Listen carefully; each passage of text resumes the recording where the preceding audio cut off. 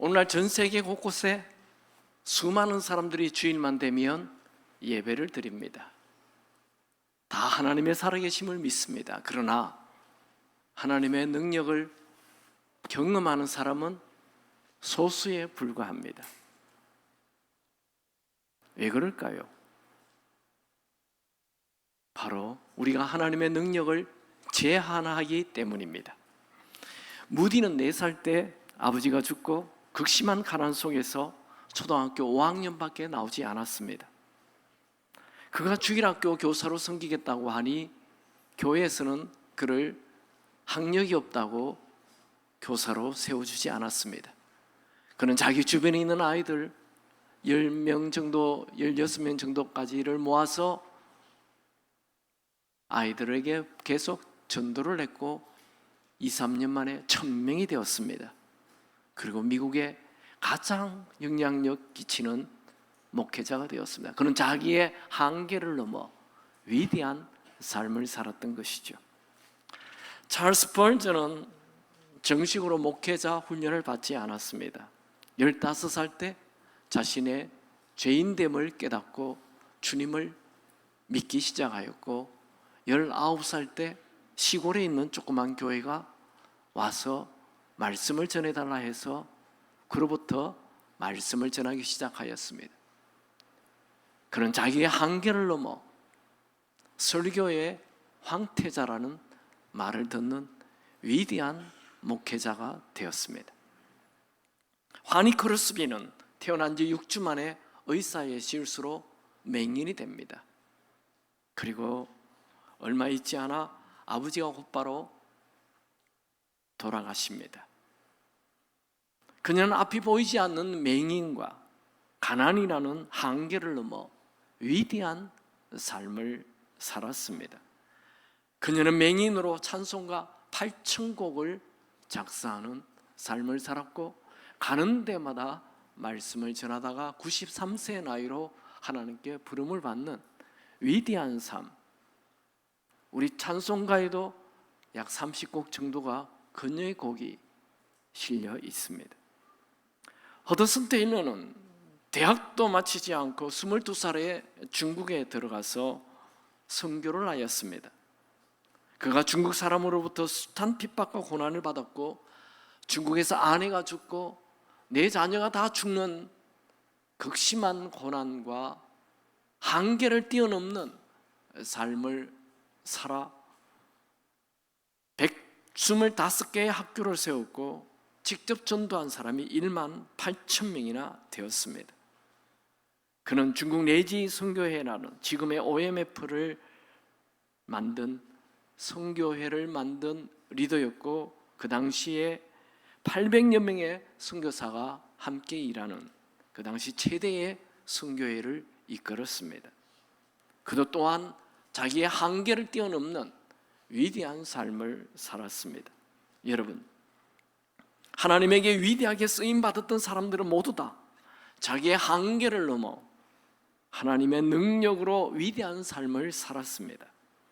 예수님의 12제자들도 모두 다 평범한 사람들이지만 자신의 한계를 뛰어넘는 위대한 삶을 살았습니다. 하나님은 오늘도 우리의 한계를 넘어 하나님의 위대한 삶을 살기를 원하십니다. 오늘날 교회에는 하나님의 전능하신 능력을 믿는다라고 말하는 사람들은 많은데 그 능력을 경험하는 사람은 작다는 것입니다. 뭐가 문제일까요? 하나님의 능력이 멈췄나요? 하나님이 변했나요? 요즘은 하나님의 역사를 하지 않나요? 문제는 우리가 하나님의 능력을 제한하는 것입니다.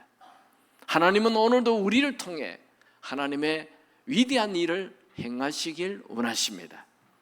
성경은 우리는 하나님의 동력자라고 말씀합니다. 고린도전서 3장 9절에 우리는 하나님의 동력자들이요 하나님은 우리와 함께 일하기를 원하십니다. 물론 하나님은 우리의 연약함을 아십니다. 우리가 부족하고 연약하고 죄 많고 추한 존재라는 걸 아시지만 그 하나님은 우리와 함께 하나님의 위대한 일을 행하시길 원하신다는 것입니다. 하나님은 지금도 우리에게 말씀하십니다. 예레미야 7장 13절에 여호와의 말씀이니라 내가 너희에게 말하되 새벽부터 부지런히 말하여도 듣지 아니하였고 너희를 불러도 대답하지 아니하였느니라. 여러분, 새벽이 있다는 걸 아십니까? 평생을 살아도 새벽이 있다는 걸 모르고 사는 사람이 있습니다.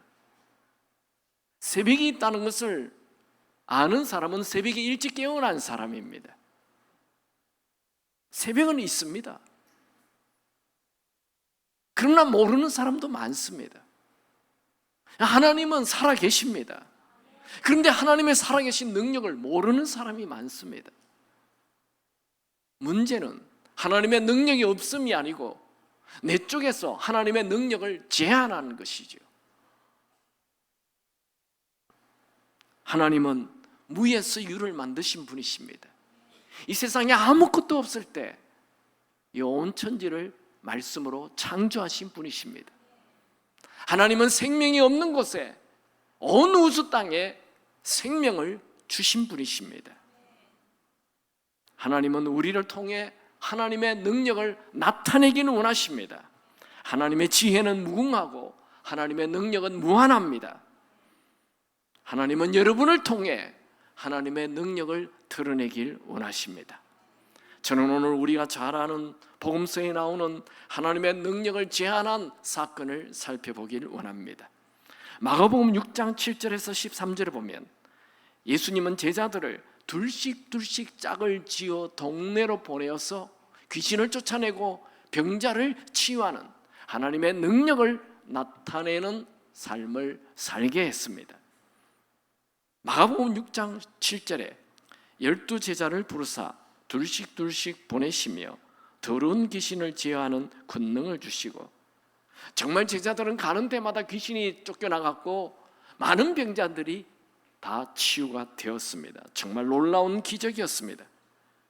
그들은 능력 있는 제자로서 큰 성공을 이루고 돌아왔습니다. 마가복음 6장 12절 13절을 보면 제자들이 나가서 회개하라 전파하고 많은 귀신을 쫓아내며 많은 병자에게 기름을 발라 고치더라. 그리고 얼마 후 마가복음 9장에 똑같은 제자들인데 그들은 아무런 능력이 없는 초라한 무능한 제자들로 기록이 되어 있습니다. 그게 오늘 본문입니다. 오늘 본문 마가복음 9장은 예수님께서 베드로, 요한, 야고보를 데리고 변화산 위에 올라간 사이에 변화산 밑에 있는 9명의 제자들이 쉬면서 있는 동안에 일어난 일입니다. 한 귀신 들린 아들을 둔 아버지가 제자들에게 찾아와서 자기 아들의 귀신 들린 것을 고쳐달라 말하였습니다. 그러나 제자들은 이 아이를 고치지 못하였습니다. 제자들의 무능함이 드러난 것입니다. 같이 말씀 볼까요? 마가복음 9장 17절 18절 다 같이 읽습니다. 무리 중에 하나가 대답하되 선생님, 말 못하게 하고 귀신 들린 내 아들을 선생님에게 데려왔나이다. 귀신이 어디서든지 그를 잡으면 거꾸러져 거품을 그 파리에 지는지라. 내가 선생님의 제자들에게 내쫓아 달라 하였으니 그들이 능히 하지 못하더이다. 예수님은 제자들이 이 귀신 들린 아이를 치료하지 못한 것을 보고 이 믿음이 없는 세대여 하며 우중을 하십니다. 그 다음 절 볼까요? 19절입니다. 대답하여 이르시되 믿음이 없는 세대여, 내가 얼마나 너희와 함께 있으며 얼마나 너희에게 참으리요. 그를 내게로 데려오라 하시며, 이 말씀은 그 주변에 있는 모든 무리에게 하신 말씀이지만 사실은 제자들에게 꾸중을 하고 있는 것입니다. 오늘 우리가 집중해야 할 사람은 두 사람인데 첫 번째 사람이 제자들입니다. 제자들을 한번 보죠. 이 아이가 예수님께서 귀신을 쫓아 치유가 되죠. 치유가 된 이후에 제자들은 예수님에게 와서 조용히 묻습니다. 예수님, 어찌하여 이 아이의 질병을 우리는 치유하지 못하였습니까? 하고 묻습니다. 그때 예수님께서 이렇게 대답하지요. 같이 한 말씀 볼까요? 마가복음 9장 28절 29절 같이 읽습니다. 집에 들어가심에 제자들이 조용히 묻자오되 우리는 어찌하여 능히 그 귀신을 쫓아내지 못하나이까? 이르시되 기도 외에 다른 것으로는 이런 종류가 나갈 수 없느니라 하시니. 여기에 제자들이 찾아와서 예수님, 어찌하여 우리가 이 질병을 치유하지 못했으면, 이 말 안에는 자만이 들어있고 교만이 들어있습니다. 어찌하여 우리는 왜 못합니까? 이건 자만입니다. 이건 교만입니다. 여러분, 교만은 내 마음의 주인으로 계신 하나님을 밀어내고 내가 온 우주의 주인이 되는 것처럼 사는 것이 교만입니다. 교만은 하나님과 우리 사이를 완전히 멀어지게 만드는 영적인 암입니다. 마가복음 6장에 분명 이들은 기적을 행하였어요. 귀신 쫓아냈어요. 병을 다 낫게 했어요. 근데 마가복음 9장에 지금은 아무런 능력이 없는 거예요. 기도해도 병이 낫지 않아요. 그리고 그들 마음 안에는 어찌하여 우리는 이 병을 고치지 못합니까? 교만이 가득 차 있는 거예요. 교만은 내가 교만한 것도 잘 몰라요. 그게 교만이에요. 교만한 사람은 어찌하여 하며 이런 불평은 잘하는데 자기의 교만을 잘 모르는 거지.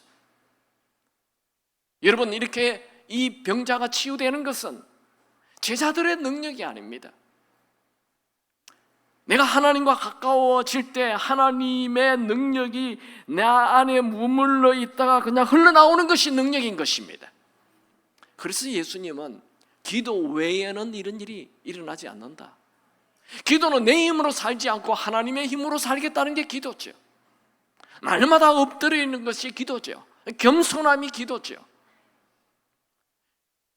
이 병자를 고치는 것은 한 번의 기도로 질병아 떠나가라 이렇게 한다고 나가는 게 아니에요. 주문이 아닙니다. 기도는 주문이 아니에요. 기도는 하나님과의 친밀함을 얘기하는 것입니다. 하나님과 친밀함이 있을 때 하나님의 능력이 나에게 흘러나가는 것이 능력인 것입니다. 그런데 제자들은 기도의 삶을 살지 않고는 그저 병자를 보고 병이 떠나가라, 귀신 나가라 주문처럼 외운 것이죠. 아무런 능력이 없는 거예요. 또 두 번째, 이 제자들의 문제는 내 힘으로 안 될 때 쉽게 포기하는 것입니다.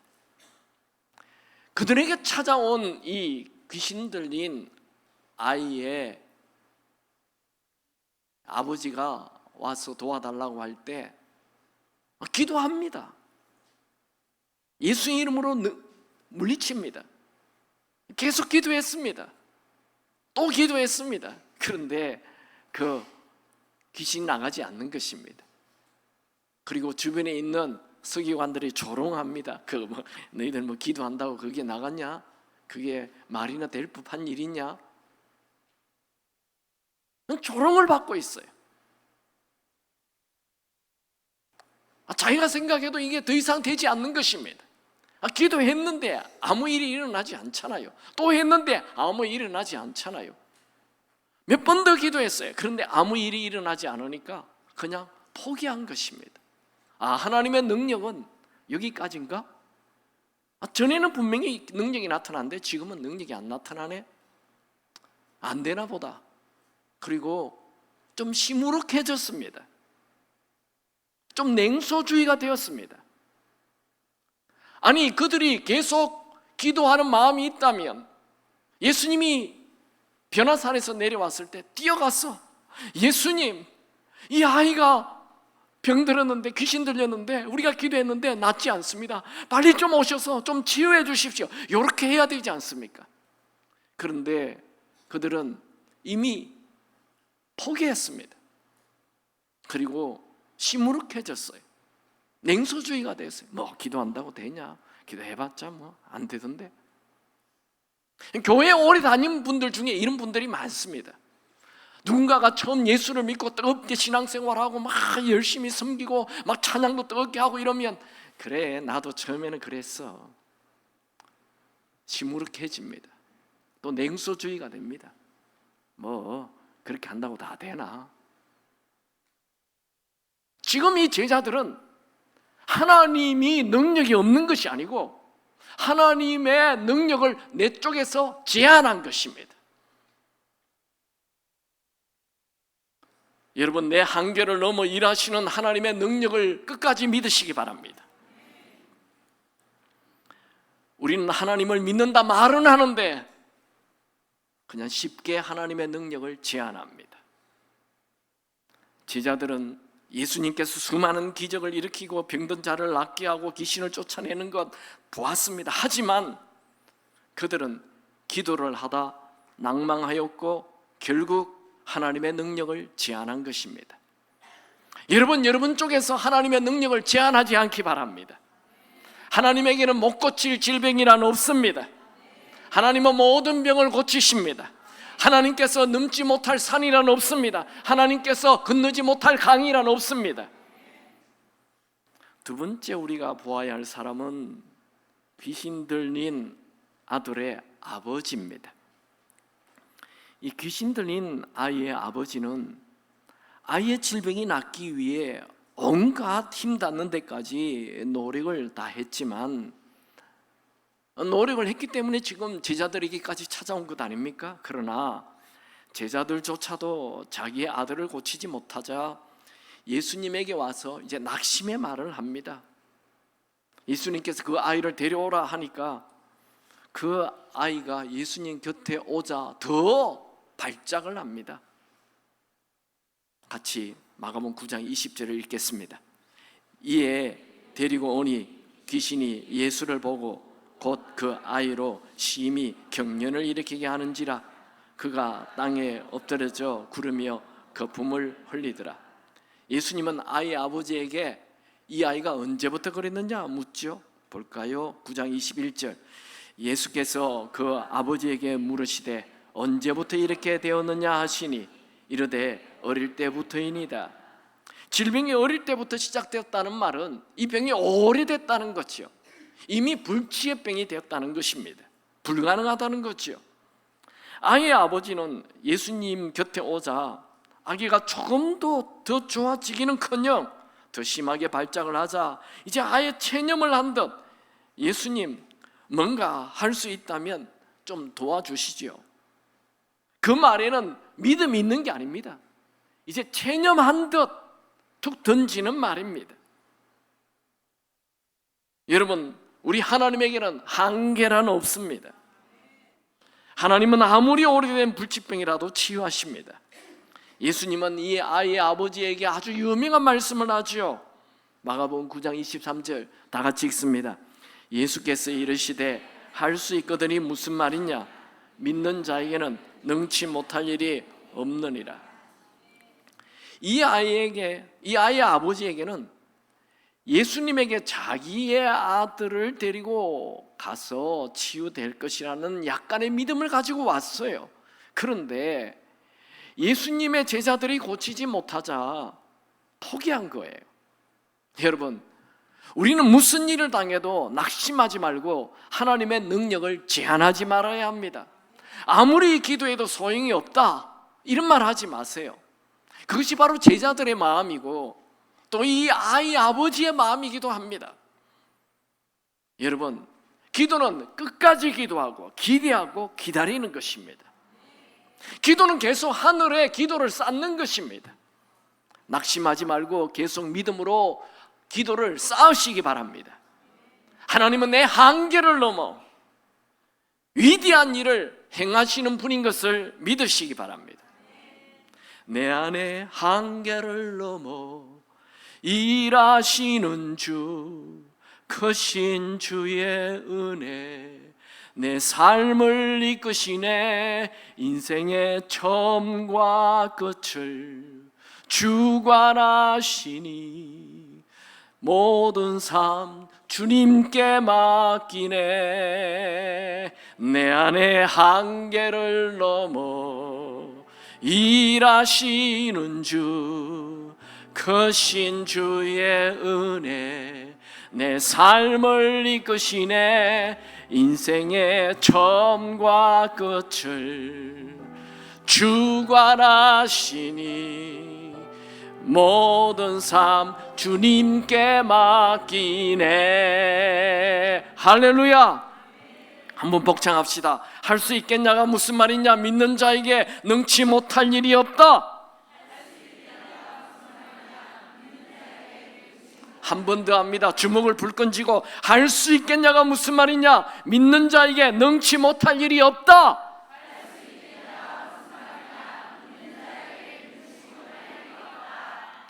여러분, 우리는 하나님의 전능하심을 믿는다고 말을 합니다. 아멘입니까? 그런데 내 인생에 놀라운 일이 일어나지 않을 때 우리는 내 쪽에서 하나님의 능력을 제한해 버리는 것입니다. 그리고 낙심합니다. 2주 전에 설교 기억납니까? 낙심은 방향을 잘못 튼 것이라고요. 낙심은 절망으로 가는 것입니다. 그러나 방향을 하나님께로 틀어야 돼요. 하나님을 바라보는 자 희망이 있습니다. 이런 방향이 옳은 방향을 틀게 되면, 옳은 방향을 가지게 되면 올바른 목적지에 도달하는 것입니다. 방향을 하나님께로 트시기 바랍니다. 올바른 방향, 올바른 목적지에 도달하게 될 것입니다. 오랫동안 노력하고 기도해도 애를 썼지만 여전히 상황이 좋지 않을 때, 그때가 지금 내 평범한 작은 믿음에서 큰 믿음을 가져야 할 때입니다. 여러분, 아무리 상황이 어렵고 힘들어도 하나님의 능력을 제한하지 않기 바랍니다. 우리 하나님은 우리의 한계를 넘어 일하시는 분이십니다. 여러분, 하나님의 능력을 내 생각으로 제한할 때가 얼마나 많은지 몰라요. 우리가 실패하는 이유는 하나님의 능력이 부족해서가 아니라 하나님의 능력을 믿는 믿음이 부족하기 때문입니다. 여러분, 우리 하나님은 우리를 통해 놀라운 일을 행할 계획을 가지고 계십니다. 오늘 본문에 나오는 귀신 들린 아들의 아버지는 예수님에게 뭘 구했습니까? 그 다음 구절 다 같이 봅시다. 24절입니다. 곧 그 아이의 아버지가 소리를 질러 이르되 내가 믿나이다. 나의 믿음 없는 것을 도와주옵소서 하더라. 이 아버지의 기도가 우리의 기도가 되어야 합니다. 우리도 내 믿음 없는 것을 도와달라고, 큰 믿음 가지게 해달라고 기도해야 하는 것입니다. 여러분, 우리는 하나님의 전능하심을 믿는다 다 말을 합니다. 그러나 얼마나 자주 염려하고 근심하고 걱정하고 두려워합니까? 그래서 우리는 더 큰 믿음을 달라고 기도해야 합니다. 예수님은 우리가 작은 믿음에 갇혀 초라하게 인생 사는 걸 원치 않으십니다. 예수님은 우리를 통해 하나님의 큰 일을 행하시길 계획하고 있습니다. 여러분, 여러분에게 문제 있습니까? 고난이 있습니까? 건너지 못할 강이 있습니까? 넘지 못할 산이 있습니까? 그때가 믿음을 보일 때입니다. 사우스 웨스턴 신학교 교수이며 오마하 교회의 목사인 켈빈 밀러 목사님의 이야기입니다. 켈빈 목사님 교회의 한 여성도가 심장병으로 병원에서 죽어가고 있었습니다. 심장 기증자를 만나기 전에는 살 수 없다고 병원에서 말했습니다. 그러나 슬프게도 그런 사람이 나타나지 않았습니다. 이제 그녀의 가족이 마지막 작별 인사를 하기 위해 모였습니다. 켈빈 목사님은 부목사님과 함께 마지막 예배를 드리기 위해서 병실에 들어갔습니다. 켈빈 목사님은 그 여성도를 치유하게 해달라고 간절히 기도했습니다. 병실을 나오자 같이 신방 갔던 부목사님이 그 담임 목사님에게 불평하듯 말을 했습니다. 목사님, 아무런 희망도 없는 자를 위해 그렇게 낫게 해달라고 간절히 기도하면 어떡합니까? 라고 불평을 했습니다. 켈빈 목사님은 믿음을 가진 자에겐 희망은 언제나 있습니다. 희망을 연장하는 것이 내 습관입니다 라고 말했습니다. 그날 밤 심장 기증자가 갑자기 나타나서 그 성도가 수술을 하고 살아났습니다. 6주 후에 다시 그 교회에 출석하게 되었습니다. 여러분, 큰 믿음을 가진 자는 끝까지 하나님을 바라보는 자입니다. 큰 믿음은 인간의 눈으로 도무지 불가능한 일에도 계속 믿음을 가지는 것, 그리하여 기적을 만나는 것입니다. 세상 사람들은 눈에 보이는 것으로 평가하고 귀에 들리는 것으로 평가하기 때문에 놀라운 기적을 만나기 어렵습니다. 특히 병원에서 포기한 경우, 재정이 바닥이 났는 경우, 돕는 사람이 다 사라졌을 경우 희망을 가지기보다 낙심하고 절망하기 쉽습니다. 하지만 큰 믿음을 가진 사람은 눈과 귀에 아무 증거 보이지 않아도 기적이 일어날 것을 끝까지 믿는 것입니다. 그 믿음에 하나님께서 역사하십니다. 하나님은 겨자씨만한 믿음만 있어도 놀랍게 역사하시는 분이십니다. 성경 예레미야 32장 17절 다 같이 읽겠습니다. 주 여호와여, 주께서 큰 능과 드신 팔로 천지를 지으셨사오니 주에게는 능치 못할 일이 없으시니이다. 하나님에게는 능치 못할 일이 없다는 것을 믿으시기 바랍니다. 말만 하지 말고 믿으시기 바랍니다. 예레미야 32장 27절도 같이 읽습니다. 나는 여호와여 모든 육체의 하나님이시라. 내게 능치 못할 일이 있겠느냐? 이 구절을 다시 해석하면 내가 감당하지 못할 일이 있겠느냐? 나에게 불가능한 일이 있겠느냐? 이렇게 묻는 것입니다. 여러분의 대답은 뭡니까? 맞습니다, 알고 있습니다 하지 말고 맞습니다, 내가 믿습니다 라고 말하시기 바랍니다. 그런데 왜 나에게 하나님의 능력이 나타나지 않습니까? 그것은 내가 하나님의 능력을 제한하기 때문입니다. 여러분들은 하나님을 향해 입을 넓게 여시기 바랍니다. 하나님은 우리의 믿음을 보시고 그 넓게 연 입에 채워주실 것입니다. 시편 81편 10절에 나는 너를 애굽 땅에서 인도하여 낸 여호와 내 하나님이니 너의 입을 크게 열라 내가 채우리라. 여러분, 예수님께서 이 땅에 오셔서 많은 곳에 다니며 기적을 행했습니다. 그런데 한 곳에서는 기적을 거의 행하지 않습니다. 어디에서 기적을 행하지 않았습니까?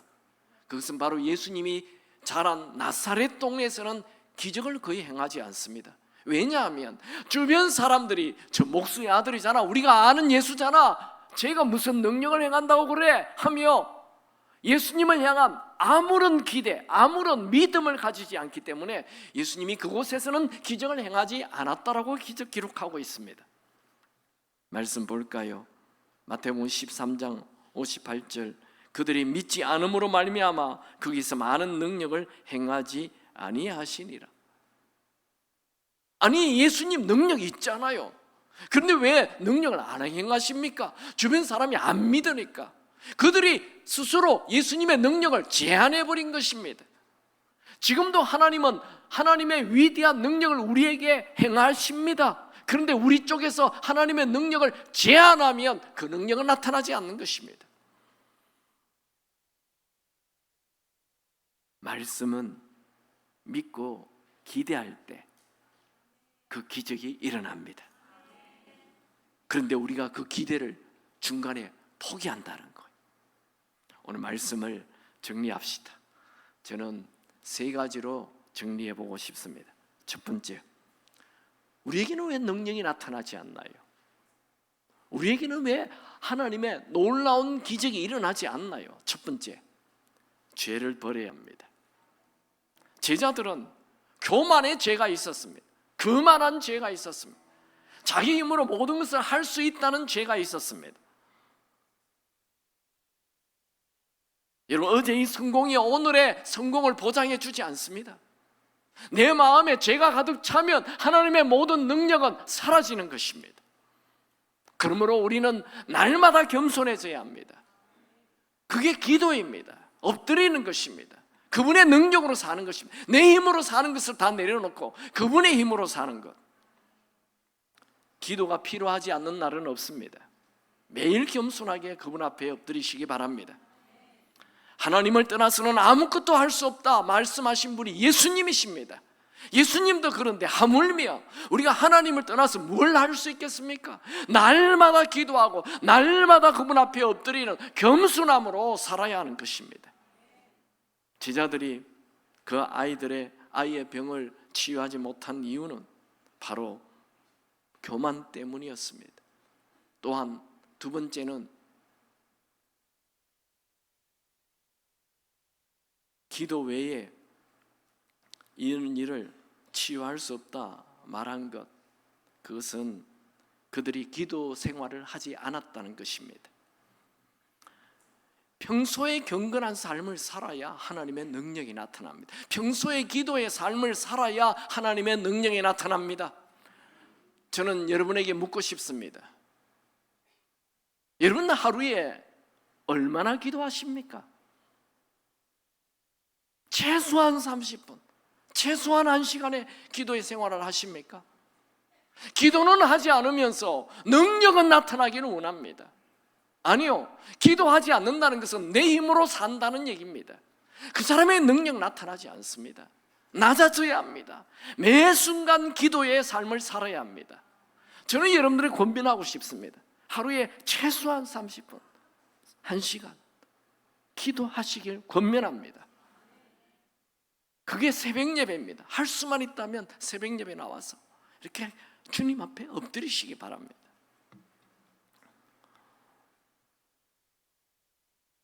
죄는 하나님과 우리 사이를 막는 가장 큰 걸림돌입니다. 이사야 59편 9장 1절 2절에 보면 여호와의 손이 짧아 구원하지 못하심도 아니요 귀가 둔하여 듣지 못하심도 아니라 오직 너희 죄악이 너희와 너희 하나님 사이를 갈라놓았고 너희 죄가 그의 얼굴을 가리어서 너희에게서 듣지 않으시게 함이니라. 오늘날 현대인들에게 능력이 나타나지 않는 것은 가장 큰 이유가 시시콜콜한 죄로 우리의 삶이 가득 차 있다는 거예요.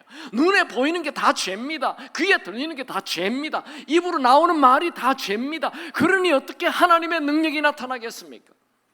죄는 하나님과 우리 사이를 갈라버립니다. 멀어지게 만듭니다. 하나님의 능력이 나타나지 않게 합니다. 시편 66편 18절에는 내가 나의 마음에 죄악을 품었더라면 주께서 듣지 아니하시리라. 우리가 죄가 가득하면 아무리 기도해도 하나님이 듣지 않습니다. 히브리서 기자는 영적인 삶의 영적인 경주의 최고의 걸림돌이 바로 죄라고 말합니다. 히브리서 12장 1절 이러므로 우리에게 구름같이 둘러싼 허다한 증인들이 있으니 모든 무거운 것과 얽매이기 쉬운 죄를 벗어버리고 인내로서 우리 앞에 당한 경주를 하며, 죄를 설명할 때 모든 무거운 것과 얽매이기 쉽게 하는 것이 죄라고 말합니다. 여러분, 죄는 우리의 삶을 아주 짓누릅니다. 죄는 우리의 삶을 다 얽히고 설키게 만들어버립니다. 특별히 이 교만의 죄를 버려야 합니다. 교만은 성공 후에 찾아오는 무서운 죄입니다. 나는 교회를 오래 다녔는데 아무런 능력이 없어. 내 교만의 죄가 가득 차게 되는, 교회를 좀 오래 다니면 자기도 모르게 교만의 죄가 쌓이게 됩니다. 내가 옛날에 기도 많이 했는데, 내가 옛날에 전도 많이 했는데, 내가 옛날에 교회 많이 섬겼는데, 이게 바로 교만의 죄입니다. 그 교만의 죄는 오늘의 능력이 나타나지 않게 한다는 거예요. 분노, 냉소, 시기, 미움, 불평 다 교만에서 나오는 것입니다. 여러분, 우리는 죄만 짓지 않는다면 무엇이든지 하십시오. 그곳에 하나님의 능력이 나타날 것입니다. 두 번째, 포기하지 말아야 합니다. 제자들은 그 아이의 질병을 위해서 한두 번 기도했지만 기도에 응답이 없자 포기했습니다. 즉 하나님의 능력을 제한해 버린 거예요. 왜 기도는 하면 바로 응답이 없고 꼭 이렇게 기다려야 하는 시간을 가져야 합니다. 그게 이 복음서의 전부가 다 그렇습니다. 바로 응답하지 않습니다. 예수님께서 첫 번째 기적 알죠? 물이 변하여 포도주가 되는 거. 그거 그냥 바로 포도주를 안 만들어주죠.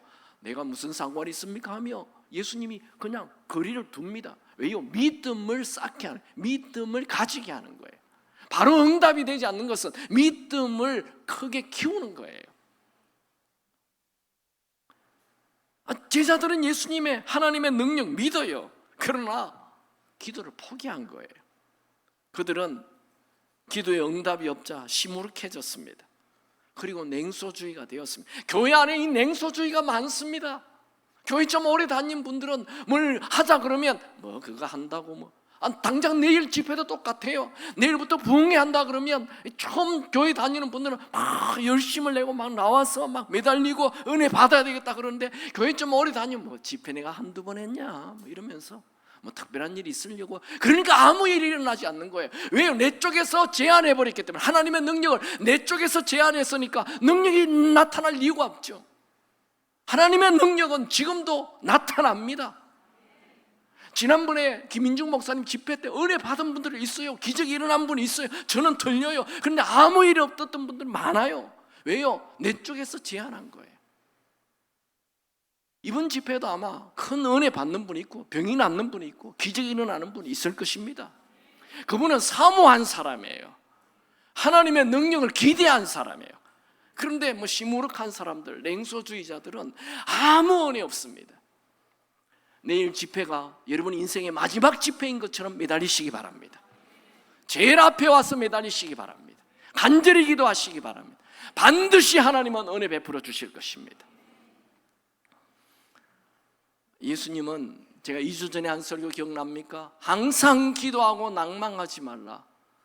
왜 예수님이 기도하고 낭망하지 말라고 말씀했습니까? 바로 응답 안 해준다는 거예요. 그걸 예수님이 알고 있는 거예요. 제자들이 기도했어요. 그런데 병이 낫지 않았어요. 그래서 포기해버린 거지. 내 쪽에서 포기했다 이거예요. 내 쪽에서 하나님의 능력을 제한했다는 거예요. 우리에게 하나님의 능력이 나타나지 않는 것은 하나님께서 능력이 사라진 것이 아니고 하나님이 능력이 없어진 것이 아니라 내가 하나님의 능력을 제한한 것입니다. 여러분, 이스라엘 백성들은 출애굽하여 가나안 땅 입구에 왔습니다. 이제 가나안 땅 들어가면 가나안 땅 다 차지합니다. 근데 12명의 정탐꾼들이 돌아와서 10명이 부정적인 보고를 하니까 그들이 그냥 포기해버린 거예요. 부정적인 얘기에 귀가 솔깃해졌어요. 그 사람들은 키가 크대, 그 사람들은 성이 견고해, 그 사람들 대단한 무기를 가지고 있어, 우리는 오합지졸이잖아, 우리가 어떻게 그 땅을 차지하겠어. 이 말에 그들은 딱 그냥 하나님의 능력을 제한해버린 거예요.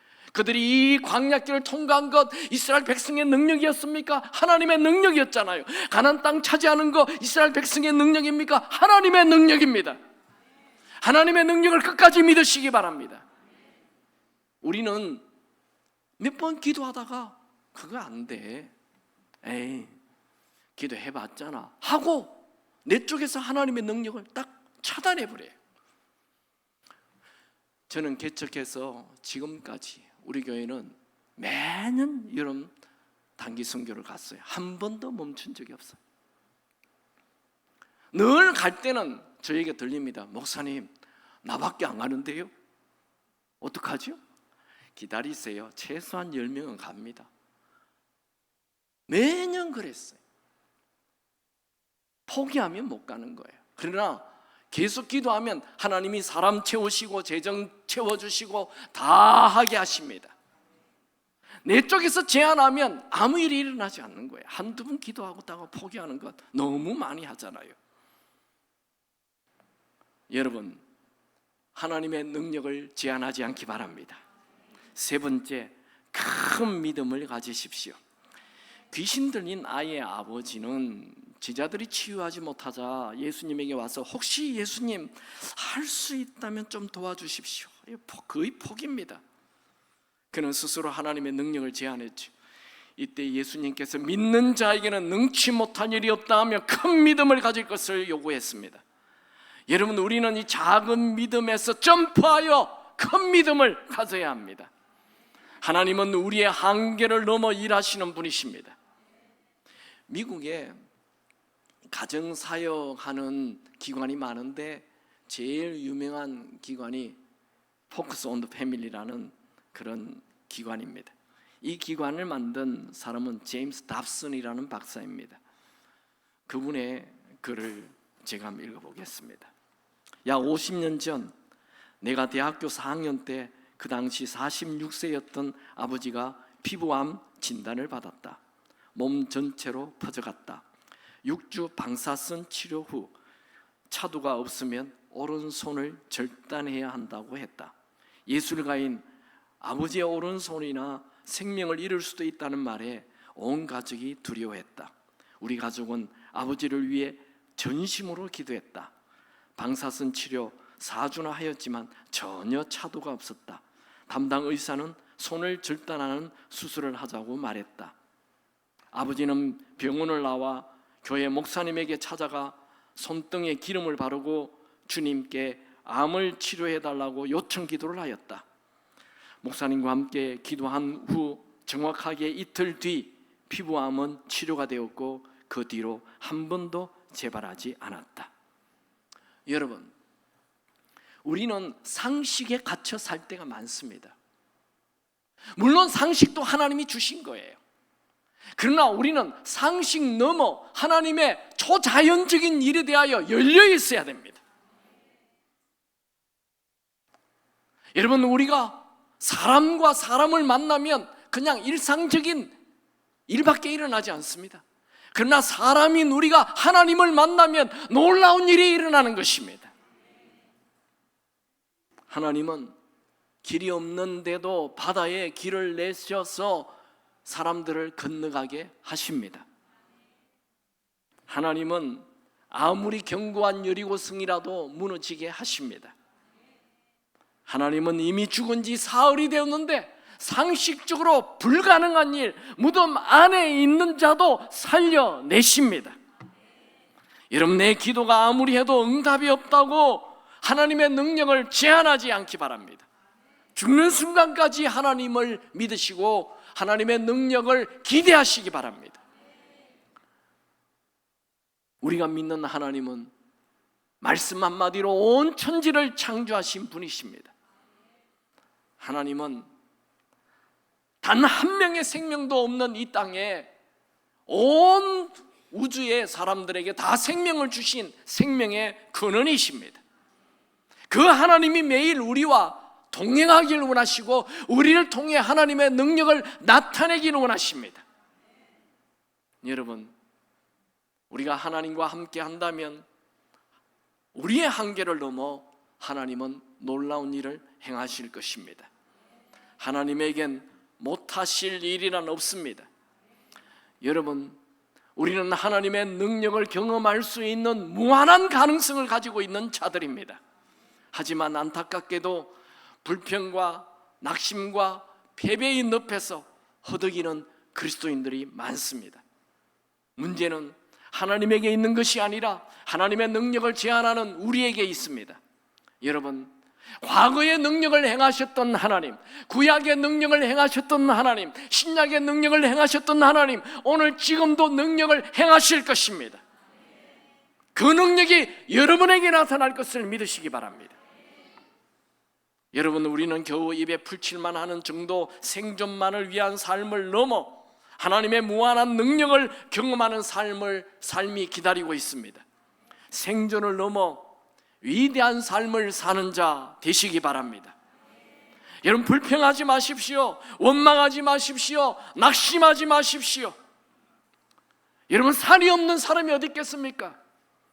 여러분 보기에 저분은 아무 문제가 없을 것 같아. 그분에게도 남모르는 산이 있습니다. 아니, 목사님은 아무 문제가 없을 거예요. 저에게도 남모르는 산이 있습니다. 모든 사람에게는 내 힘으로 건너지 못할 산을 가지고 있고 내 힘으로 건너지 못할 강을 가지고 있습니다. 그렇다 해서 낙심하지 말고 내 한계를 넘어 일하실 하나님을 믿으시기 바랍니다. 그 하나님을 붙잡으십시오. 우리 하나님은 좋으신 분이십니다. 찬양합시다.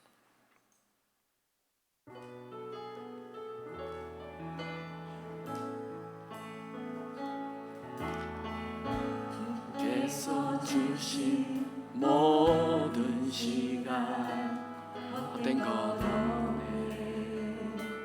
그 어느 것도 주의 뜻 받기 어려워도 이유 있으니 알기 원해. 나의 모든 것들이 주님 안에 있기에 주의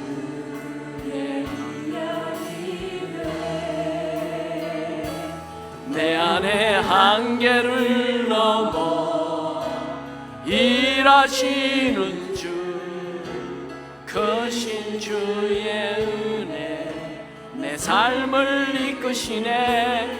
인생의 처음과 끝을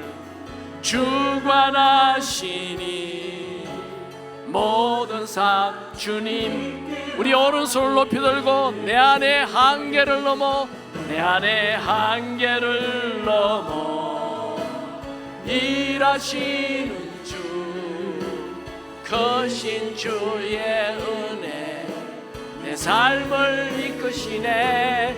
인생의 처음과 끝을 주관하시니 모든 삶 주님께 맡기네. 우리 주여 한번 외치고 기도하겠습니다. 주여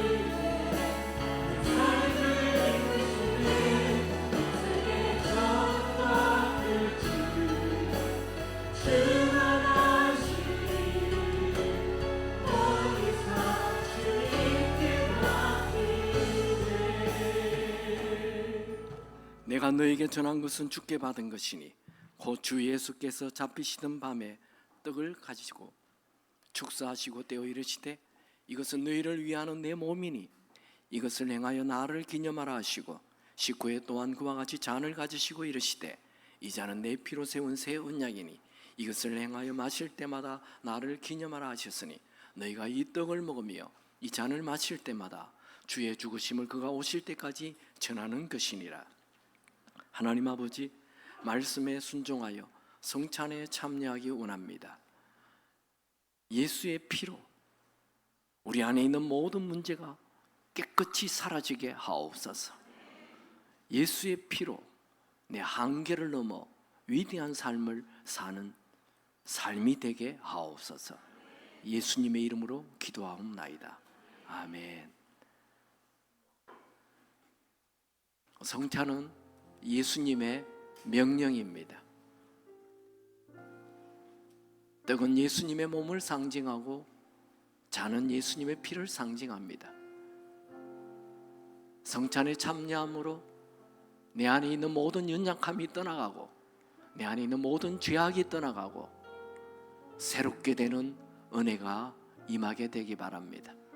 먼저 떡을 받으시고 기도하시고 드시기 바랍니다.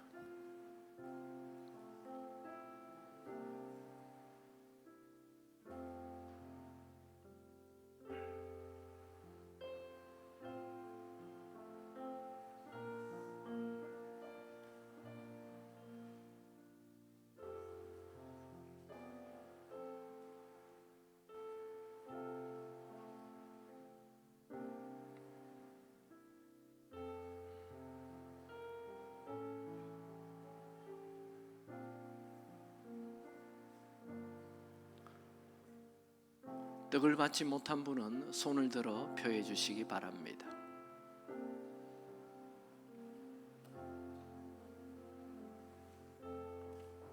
그들이 먹을 때에 예수께서 떡을 가지사 축복하시고 떼어 제자들에게 주시며 이르시되 받아서 먹으라 이것은 내 몸이니라 하시고 또 잔을 가지사 감사 기도하시고 그들에게 주시며 이르시되 너희가 다 이것을 마시라 이것은 죄 사함을 얻게 하려고 많은 사람을 위하여 흘리는 바 나의 피 곧 언약의 피니라. 예수님의 피는 우리의 모든 죄를 깨끗하게 하십니다. 예수님께서 용서하지 못할 죄란 없습니다. 예수님은 나만 알고 있는 그 죄를 깨끗이 사해 주십니다. 잔을 받으시고 기도하시고 드시기 바랍니다.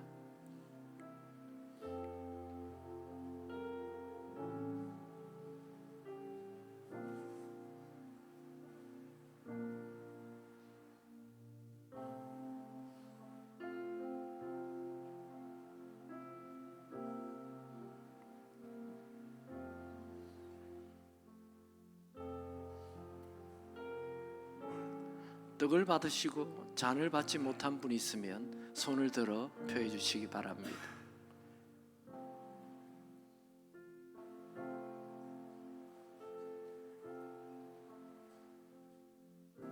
기도하겠습니다. 하나님 아버지, 9월 첫날입니다. 이 세 달에 우리의 마음을 새롭게 하여 주옵소서. 예수의 피로 우리의 몸과 마음을 깨끗게 하옵소서.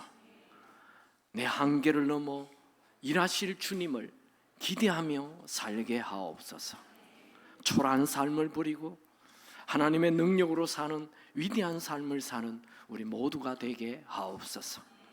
예수님의 이름으로 기도하옵나이다. 아멘. 모두 일어나셔서 마지막 찬양하겠습니다.